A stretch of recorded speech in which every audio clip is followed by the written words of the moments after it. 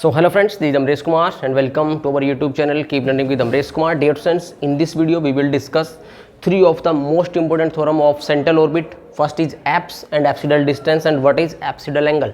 तो बेटा इन तीनों डेफिनेशंस को हम 1 मिनट में कर लेंगे। सिंपल सा फंडा है।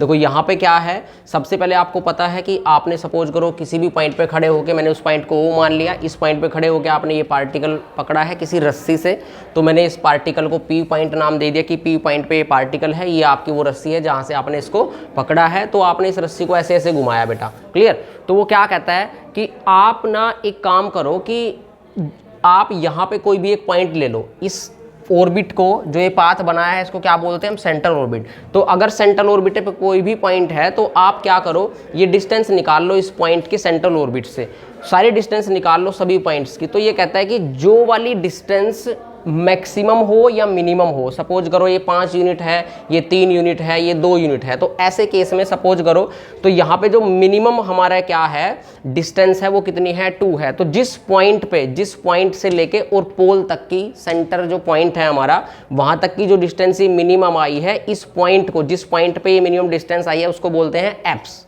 क्लियर हुआ? या तो मैक्सिमम डिस्टेंस हो या मिनिमम डिस्टेंस हो, सेंट्रल ऑर्बिट के ऊपर जो भी पॉइंट मैक्सिमम या मिनिमम डिस्टेंस रखता होगा, किस पॉइंट से किस पॉइंट तक, उस सेंट्रल ऑर्बिट के पॉइंट से लेके उस आपके फिक्स पॉइंट पे, जिसको जहाँ से आप खड़े हुए हैं उस फिक्स पॉइंट से लेके जो आपने पाथ बनाया है उस पाथ के ऊपर ऐसा पॉइंट जो या तो मैक्सिमम डिस्टेंस रखता हो या उससे मिनिमम डिस्टेंस रखता हो, उस ऐसे पॉइंट को, उस पॉइंट को हम क्या बोलते हैं, एप्स। तो ये पॉइंट कैसा है यहाँ पे, एप्स है। तो 2-3 चीजें मैं क्लियर कर देता हूँ। किसी भी सेंट्रल ऑर्बिट के कोरस्पॉन्डिंग आपको एक से ज़्यादा एप्स मिल सकती है। सपोज करो यहाँ से यहाँ तक 2 यूनिट डिस्टेंस है और सपोज करो यहाँ से यहाँ तक भी आपकी 2 यूनिट डिस्टेंस है, तो ऐसे केस में आपके पास 2 एप्स हुई। एक तो ये पॉइंट मान लिया A है, ये पॉइंट मान लिया B है, तो यहाँ पे 2 एप्स हैं आपके पास, number first A, number first B।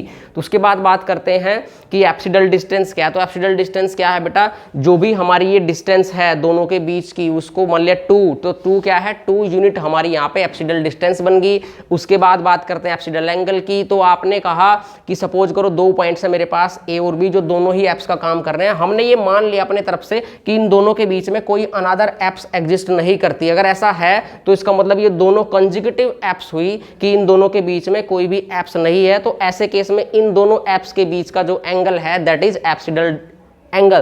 Clear हुआ? तीनों चीजें क्लियर होगी एक ही डेफिनेशन में। क्या दोबारा से रिपीट कर दे रहा हूं मैं, एप्स क्या है, ऐसा पॉइंट सेंट्रल ऑर्बिट पे, ऐसा पॉइंट जिसकी या तो मैक्सिमम डिस्टेंस हो या मिनिमम डिस्टेंस हो, एप्स कहलाएगा। इस डिस्टेंस को, जितनी इन दोनों के बीच की डिस्टेंस है उसको हम एप्सिडल डिस्टेंस बोलते हैं। अगर 2 एप्स के बीच में कोई भी तीसरी एप्स ना हो तो उन दोनों एप्स के बीच के एंगल को एप्सिडल एंगल बोला जाता है बेटा। क्लियर हुआ?